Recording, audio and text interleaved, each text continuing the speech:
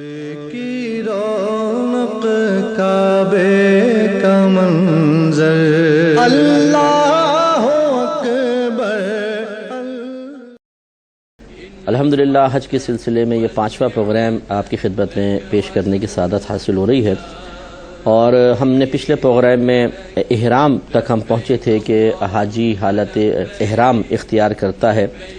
تو یقیناً وہ نیت کے بعد ہی ہوتی ہے، لیکن مردوں کے لیے 2 بے سلی چادروں کو پہن کر نیت کرنا یہ سنت کریمہ ہے، اور عورتیں اپنے استعمالی لباس میں ہی احرام کی نیت کریں گے۔ لیکن ہم نے آپ کو بتایا تھا کہ آپ ایئرپورٹ پر پہنچ کر احرام پہن لیں لیکن نیت نہ کریں، یعنی چادریں پہن لیں، نیت نہ کریں، نیت آپ جہاز میں بیٹھ کر کیجیے گا۔ اور اس کی وجہ آپ کو بتائی تھی کہ اگر آپ نے پہلے نیت کر لی تو پھر اگر بعد میں لوگ آپ سے ملیں گے اور کسی کے ہاتھ پر، کسی کے جسم پر خوشبو لگی ہوئی اور وہ آپ کے ہاتھ پر لگ گئی، ایک ایسے عضو پر لگ گئی کہ جس کو خوشبو نے مکمل طور پہ گھیر لیا، مثلا ہاتھ پر لگ گئی،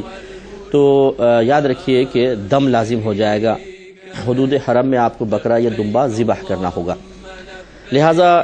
پہلے آپ احرام پہن لیں، اور مرد حضرات کو ہم نے سمجھایا تھا کہ عید اتباع ابھی نہیں کرنا ہے، یہ طواف سے پہلے کرنا ہوتا ہے، اور ابھی آپ نے چونکہ نیت بھی نہیں کی اس لیے سر ڈھک کر رکھیں، اور اتباع آپ ابھی نہ کریں، اور 2 رکعت نفل اگر مکروہ ٹائم نہیں ہے تو احرام کے 2 رکعت نفل پڑھیں، اور بہنیں بھی 2 رکعت نفل ادا کر لیں۔ اب پہلے تھوڑی سی بات یہ سماعت فرما لیں کہ حالت احرام میں بعض جائز کام بھی حرام ہو جاتے ہیں، بعض تو مرد عورت دونوں کے لیے حرام ہو جاتے ہیں، بعض عورتوں کے لیے جائز رہتے ہیں لیکن مردوں کے لیے حرام ہو جاتے ہیں، اس لیے ان کی تفصیل ضروری میں آپ کی خدمت میں عرض کرتا ہوں، وہ تھوڑا سا ذہن میں رکھیے گا۔ تو حالت احرام میں جو کام حرام ہو جاتے ہیں ان میں سے سب سے پہلا ہے مرد کے لیے سلا ہوا کپڑا پہننا، لہٰذا یہ اندر بھی کچھ نہیں پہن سکتا اور ویسے بھی کوئی سلا ہوا لباس نہیں پہن سکتا ہے، صرف 2 بے سلی چادریں ہی پہنے گا اور کوئی سلی ہوئی چیز نہیں پہنے گا۔ لیکن جیسے کہ میں نے آپ کو بتایا تھا کہ اگر بیلٹ وغیرہ انسان باندھتا ہے اور قصد و ارادہ اپنے پاسپورٹ یا دیگر کاغذات اس میں رکھنے کا ہے، پیسے وغیرہ رکھنے کا ارادہ ہے، تو اس کی گنجائش نکل سکتی ہے، اگرچہ بیلٹ بھی سلی ہوئی ہوتی ہے لیکن اس کی فقہاء نے اجازت دے دی ہے۔ تو مرد کے لیے سلا ہوا کپڑا پہننا یہ حرام ہوتا ہے، لیکن خواتین سلا ہوا کپڑا پہن سکتی ہیں۔ دوسرا، کسی بھی چیز سے سر کو ڈھانپنا یہ مرد کے لیے حالت احرام میں حرام ہے، لیکن خواتین کے لیے یہ بھی جائز ہے۔ تیسرا، دستانے پہننا مرد کے لیے حرام ہے لیکن خواتین کے لیے بالکل جائز ہے، لہٰذا ہماری بہنیں جو زیادہ پردہ کرتی ہیں وہ اگر چاہیں تو دستانے بالکل پہن سکتی ہیں۔ چوتھا، موزے یا ایسے جوتے پہننا جو پیر کی یہ درمیانی ابری ہوئی ہڈی کو چھپا دیں، یہ مرد کے لیے منع ہوتے ہیں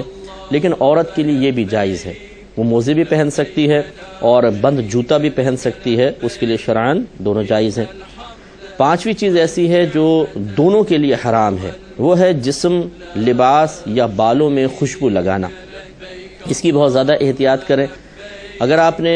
نیت کرنے سے پہلے خوشبو لگانی ہے تو لگا لیں، کوئی مسئلہ نہیں ہے، احرام پہ لگا لیں، ہاتھ پہ لگا لیں، یہ جائز ہے۔ اسی طریقے سے جیسے آپ ایئرپورٹ پہنچے، ابھی نیت نہیں کی ہے، اگر آپ غسل کرنا چاہتے ہیں اور اس میں خوشبودار صابن استعمال کرنا چاہتے ہیں تو آپ بالکل کر سکتے ہیں، کیونکہ ابھی آپ نے نیت نہیں کی۔ ہم نے آپ کو بتایا تھا آپ جہاز میں بیٹھ کر نیت کیجیے گا تو بالکل استعمال کر سکتے ہیں، لیکن جب آپ نیت کر لیں گے اس کے بعد بہت احتیاط کرنی ہے، کسی ایسے شخص سے ہاتھ نہ ملائیں جس کے بارے میں گمان ہے کہ اس کے ہاتھ میں خوشبو لگی ہے، کسی ایسے شخص سے گلے نہ ملیں کہ جس کے لباس پہ خوشبو لگی ہو، اسی طریقے سے خوشبودار صابن آپ استعمال نہیں کر سکتے ہیں، اور مطلب خوشبو والی چیزوں سے آپ کو اجتناب کرنا ہوگا تاکہ خدا نخواستہ حرام کام نہ ہو جائے۔ چھٹا، الائچی، لونگ وغیرہ یہ خالص خوشبو کہلاتی ہیں، الائچی، لونگ وغیرہ انہیں اپنے ہاتھ میں لینا یا اس کو دامن میں باندھ لینا، اس طرح کی خوشبو ہاتھ میں یا دامن میں لگ جائے تو یہ جائز نہیں ہوتا، حرام ہے۔ ہاں اگر یہ سالن میں پکا لی گئیں، جیسے الائچی ڈلتی ہے، لونگ ڈلتی ہے، تو پکنے کے بعد اس کا استعمال جائز ہے، چاہے یہ خوشبو بھی دے رہے ہوں۔ جیسے آپ نے بریانی لی، اس میں الائچی پڑی ہے، آپ نے اٹھا کے چبا لی، اس سے منہ خوشبودار ہوا، اس سے کوئی دم وغیرہ لازم نہیں ہوگا، کیونکہ پکنے کے بعد شرعی لحاظ سے خوشبو کا حکم بدل جاتا ہے۔ ساتواں بہت اہم ہے اور مرد عورت دونوں کو لحاظ کرنا ہوگا، یعنی زوجہ کا اپنے شوہر کو یا شوہر کا اپنی زوجہ کو بشہوت چھونا یہ حرام ہوتا ہے، اور اس پہ یاد رکھیں دم بھی لازم ہو جاتا ہے، جیسے کہ میں آگے جب جرم اور کفارے عرض کروں گا تو اس میں آپ کو عرض کر دوں گا۔ تو بہت احتیاط کرنی چاہیے کہ حالت احرام میں کوشش کریں کہ زوجین جو ہیں تھوڑا تھوڑا دور ہی رہیں۔ بعض اوقات ایسا ہوتا ہے کہ جیسے شوہر رش کی وجہ سے زوجہ کا ہاتھ پکڑ کر وہ طواف وغیرہ کرا رہا ہوتا ہے یا سعی کرتے ہیں، اس میں خطرہ یہ ہو سکتا ہے کہ خدا نخواستہ کوئی دل میں اس طرح کا خیال آئے، کوئی شہوت وغیرہ پیدا ہو جائے تو پھر دم بھی لازم ہو سکتا ہے۔ اس لیے اگر ساتھ ساتھ چلانا ہو، بچھڑنے کا اندیشہ ہو تو مرد آگے رہے اور اپنے احرام کا پلو خاتون کو پکڑا دیں، وہ پیچھے پیچھے پکڑ کے چلتی رہیں، یہ زیادہ محفوظ طریقہ ہے۔ اسی طرح اپنا یا کسی دوسرے کا ناخن کاٹنا حالت احرام میں منع ہے۔ جسم کے کسی بھی حصے کے بال کاٹنا، زیتون یا تل کا تیل بالوں یا جسم پر لگانا، اگرچہ زیتون کے تیل میں خوشبو نہیں ہوتی، لیکن نبی کریم صلی اللہ علیہ وسلم نے صراحتاً اس کا لفظ یعنی اس کا نام لے کے اس کو منع کر دیا ہے، اور تل کے تیل میں تھوڑی سی خوشبو سی ہوتی ہے، اس لیے منع کر دیے گئے۔ 11واں ہے کسی کا سر مونڈنا، چاہے وہ شخص محرم ہو یا نہ ہو۔ اور 12واں کسی سے دنیاوی لڑائی جھگڑا کرنا، یہ حالت احرام میں حرام کام ہے۔ لیکن ایک چیز یاد رکھیے کہ جب انسان حالت احرام سے بالکل باہر نکلنے لگے، اس وقت ایک حاجی دوسرے حاجی کا، ایک عمرہ کرنے والا دوسرے عمرہ کرنے والے کے بال کاٹ سکتا ہے، ان کا حلق کر سکتا ہے۔ حتیٰ کہ اگر آپ بالکل اب جیسے تمام ارکان ادا کر لیے ہیں، اب آپ حالت احرام سے باہر نکلنا چاہتے ہیں تو خود اپنا بھی آپ مطلب سر مونڈ سکتے ہیں، جیسے سیفٹی ریزر سے یا مشین ہوتی ہے اس سے آپ خود بھی بال کاٹ سکتے ہیں۔ یہ جو منع کیا گیا ہے کہ بال نہ کاٹے جائیں، یہ حالت احرام کے دوران ہے، لیکن جب عین نکلنے کا وقت آئے اس وقت کوئی مسئلہ نہیں ہے، ایک دوسرے کے بال بھی کاٹ سکتے ہیں اور خود بھی آپ مشین کے ذریعے بال کاٹ سکتے ہیں۔ بلکہ ہمارا مشورہ ہوگا کہ ایک بال کاٹنے کی مشین بھی ساتھ رکھ لیں،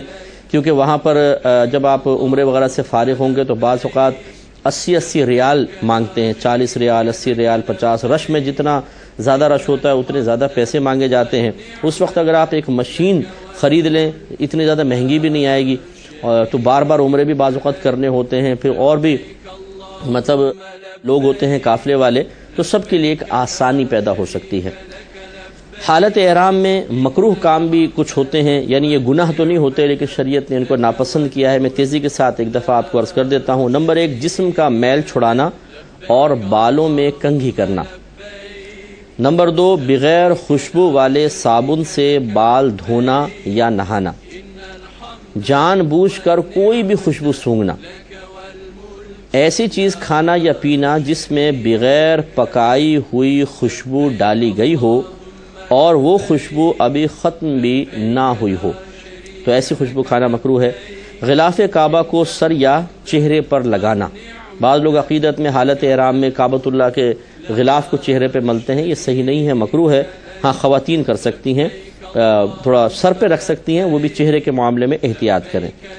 منہ کا کوئی بھی حصہ کپڑے سے چھپانا یا تکیے پر الٹا لیٹ جانا، یعنی الٹے منہ لیٹ جانا کہ منہ کا اکثر حصہ تکیہ چھپا لے، یہ مکروہ ہوتا ہے۔ جیسے یہ یاد رکھیں کہ بعض خواتین ایسی ہوتی ہیں کہ جو بہت زیادہ پردہ دار ہوتی ہیں اور وہ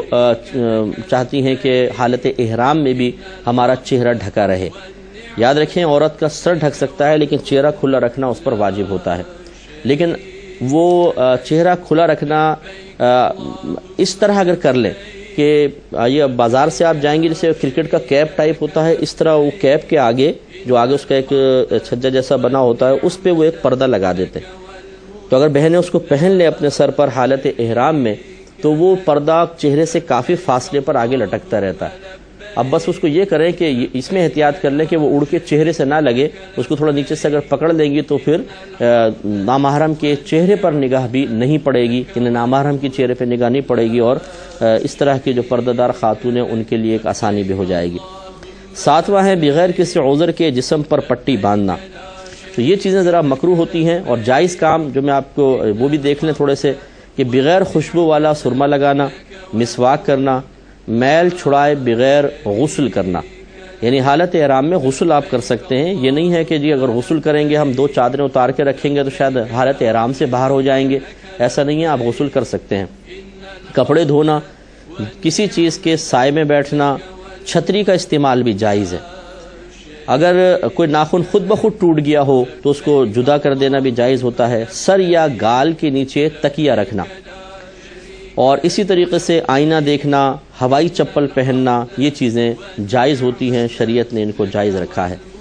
اب جب آپ جہاز میں بیٹھ جائیں اور بالکل جہاز اڑنا شروع کر دے تو اب آپ کوشش کریں کہ آپ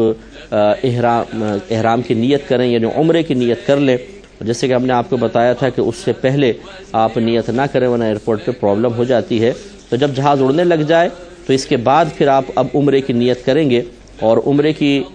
نیت کے الفاظ میں آپ کی خدمت میں عرض کر دیتا ہوں۔ ویسے تو آپ کو پتہ ہے کہ دل میں کسی بھی کام کے کرنے کا پختہ ارادہ کرنا اس کام کی نیت کہلاتا ہے۔ تو آپ جو بھی مطلب دل میں نیت حاضر کر لیں، مثلا یوں کہہ لیں کہ اللہ تعالیٰ میں تیری رضا کی خاطر عمرے کا احرام پہنتا ہوں، ٹھیک ہے، ہو گیا۔ اور اگر زبان سے آپ عربی کے الفاظ ادا کرنا چاہیں تو یوں آپ کر سکتے ہیں کہ اللہم انی ارید العمرۃ فیسرھا لی وتقبلھا منی واعنی علیھا وبارک لی فیھا نویت العمرۃ واحرمت بھا للہ تعالی۔ اے اللہ، میں عمرے کا ارادہ کرتا ہوں، میرے لیے اسے آسان کر دے اور اسے میری جانب سے قبول فرما، اور اس کی درست ادائیگی پر میری مدد فرما، اور اسے میرے لیے بابرکت فرما دے۔ میں نے عمرے کی نیت کی اور اللہ تعالیٰ کے لیے اس کا احرام باندھا۔ تو یہ جہاز اڑتے ہی آپ کر لیں، کیونکہ ہم نے آپ کو بتایا تھا کہ پاکستانی اور ہندوستانی حاجیوں کے لیے یلملم ایک مقام ہے جو میقات ہمارے لیے بنتا ہے، لیکن یہ جہاز کے اندر ایسے ٹائم میں بعض اوقات آ جاتی ہے کہ حاجی سو جاتا ہے۔ اب اگرچہ جہاز میں اعلان کرتے ہیں وہ لوگ، لیکن اگر سوتے رہ گئے اور اسی طرح نکل گئے بغیر نیت کے تو دم لازم ہو جائے گا۔ بس جہاز تھوڑا سا اوپر اٹھے اور آپ نیت فرما لیجئے۔ اب جیسے ہی آپ نے نیت کی تو اب احرام کی تمام تر پابندیاں آپ پہ لازم ہو جائیں گی، ان کا تھوڑا سا بالکل خیال رکھیے گا تاکہ خدا نخواستہ کو دم وغیرہ لازم نہ ہو۔ جب آپ جدہ ایئرپورٹ پہ اتریں گے، اب یہاں 2 صورتحال ہیں، ہم نے پہلے آپ کو بتائی تھیں، یا تو آپ ڈائریکٹ مدینہ جائیں گے تو ابھی آپ احرام نہ پہنیں، وہاں ذوالحلیفہ سے جب آپ مکے کی طرف آئیں گے تب پہن لیجئے گا، لیکن زیادہ تر فلائٹ اگر جدہ کی طرف جا رہی ہیں تو پھر آپ پہلے نیت کر لیں گے۔ اب جب جدہ پہ آپ اتریں گے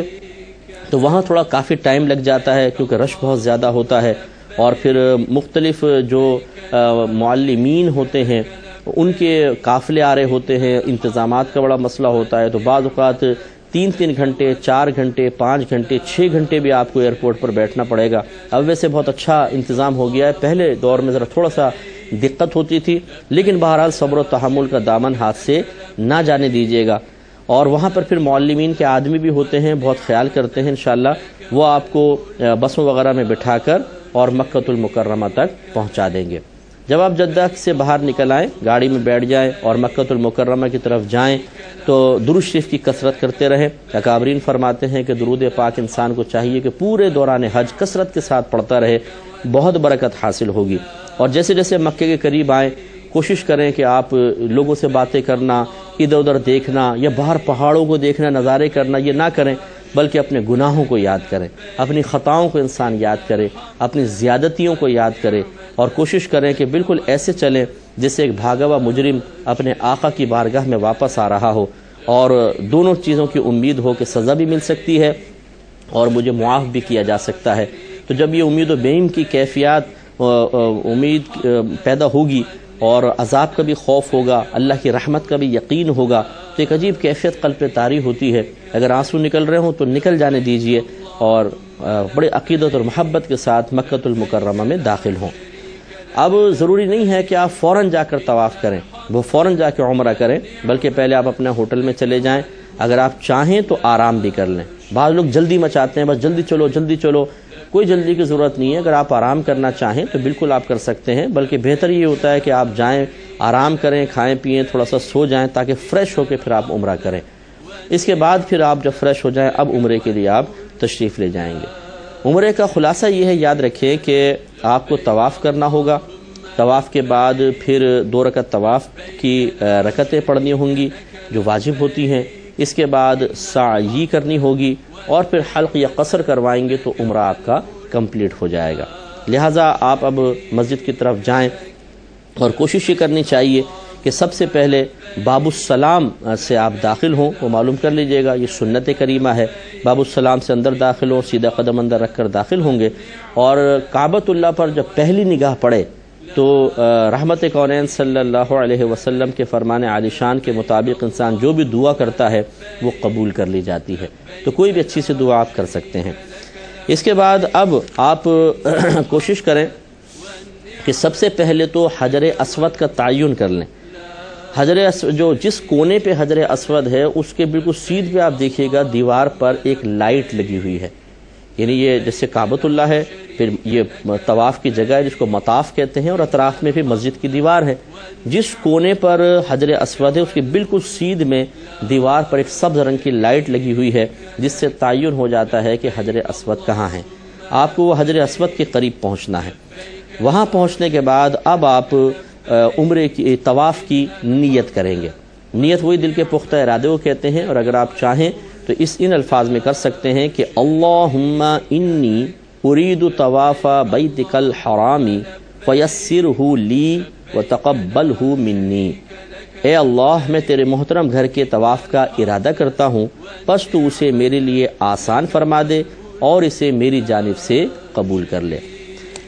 طواف شروع کرنے سے پہلے 2 کام آپ کو ذہن میں لانے ہوں گے۔ ایک تو اتباع کریں، یاد رکھیں اتباع ہر اس طواف سے پہلے کرنا ہوتا ہے جس کے بعد سعی ہوتی ہے، اور اتباع میں نے آپ کو بتایا تھا کہ الٹے کندھے پہ کپڑا رہے، آپ کا احرام کی چادر رہے، اور سیدھا کندھا برہنہ کر کے بغل کے نیچے سے لا کر چادر کو ادھر ڈالیں، سیدھا کندھا کھول لیں، اس کو اتباع کہتے ہیں۔ یہ طواف میں سنت ہے، اگر آپ نے نہیں کیا تو کوئی کفارہ وغیرہ لازم نہیں ہوگا۔ دوسرا یہ کہ جب آپ پہلے 3 چکر لگائیں گے تو اس میں رمل کرنا سنت ہے۔ رمل کا مطلب ہوتا ہے تھوڑا تیز تیز اکڑ کر چلنا، یہ نبی کریم صلی اللہ علیہ وسلم کی سنت کریمہ ہے، اور مردوں کے لیے سنت ہے، بہنیں ویسے ہی نارمل چال میں چلتی رہیں۔ آپ یاد رکھیں جو حجر اسود کا کونا ہے یہ رکن اسود کہلاتا ہے، اس کے بعد اگلا کونا رکن عراقی کہلاتا ہے، پھر اس سے اگلا کونا رکن شامی کہلاتا ہے، پھر اس سے اگلا کونا رکن یمانی کہلاتا ہے۔ یہ 4 کونے ہیں، آپ کو اینٹی کلاک وائز طواف کرنا ہے۔ اب آپ نے جیسے حجر اسود کے قریب پہنچ گئے، آپ نے نیت کر لی، اب اس کے بعد آپ اس کو چوم سکتے ہیں تو بہت اچھی بات ہے، ورنہ دور سے ہی آپ جیسے یہ آپ کا حجر اسود ہے مثال کے طور پہ، آپ اس کی طرف رخ کریں، دور سے اس طرح کر کے اپنے ہاتھوں کو چوم لے، اس کو استلام کرنا کہتے ہیں۔ وہاں پر بعض لوگ طاقت دکھانے کی کوشش کرتے ہیں، لوگوں کو دھکے دے کر اور آگے بڑھنے کی کوشش کرتے ہیں، ایسا نہیں کرنا چاہیے، لوگوں کو اذیت نہیں ہونی چاہیے، اس سے بہتر ہے کہ دور سے ہی آپ استلام کر لیں۔ اور اسی طرح بعض خواتین ہوتی ہیں کہتی ہیں نہیں بھئی ہم تو ضرور حجر اسود کو بوسہ دیں گے، وہ مردوں میں گھس جاتی ہیں، رش شدید قسم کا ہوتا ہے، اور یہ مناسب نہیں ہوتا کہ خواتین اس طرح مردوں کے درمیان گھسیں، اس لیے بہنوں کو چاہیے کہ وہ بھی دور سے ہی استلام کر لیں۔ اور اگر آپ کو بالفرض بوسہ دینے کا موقع مل ہی جائے، یہ یاد رکھیے گا کہ بعض لوگ حجر اسود پر عطر ڈال دیتے ہیں جس سے حجر اسود پہ خوشبو ہو جاتی ہے۔ اب اگر آپ نے اپنے ہونٹ رکھے اور آپ کے ہونٹ خوشبودار ہو گئے تو یاد رکھیں آپ پہ دم لازم ہو جائے گا، اس لیے ہمارا مشورہ یہ ہوگا کہ اس رش میں گھسنے کے بجائے آپ دور سے ہی استلام کر لیں۔ تو آپ جیسے یہ اپنے لیفٹ سائڈ پر حجر اسود ہوگا آپ کا، لیکن پہلے آپ اس کی طرف رخ کریں، تھوڑا سائیڈ میں ہٹ کے پہلے آپ نے نیت کر لی، پھر بالکل اس کے مد مقابل آ کر استلام کریں۔ بسم اللہ والحمد للہ واللہ اکبر والصلاۃ والسلام علی رسول اللہ، یہ بھی پڑھ لیں، اور ایک دم پھر اپنے آپ کو گھمائیں کہ آپ کے لیفٹ سائڈ پہ حجر اسود ہو جائے اور آپ کا رخ اس طرح ہو، اور پھر آپ اینٹی کلاک وائز طواف اسٹارٹ کریں گے۔ انشاءاللہ نیکسٹ پروگرام میں طواف کا طریقہ اور پھر اس کی دعائیں وغیرہ بھی آپ کی خدمت میں عرض کریں گے۔ اللہ تعالیٰ اسے بھی دیکھنے کی توفیق عطا فرمائے، آمین۔ وآخر دعوانا ان الحمد للہ رب العالمین۔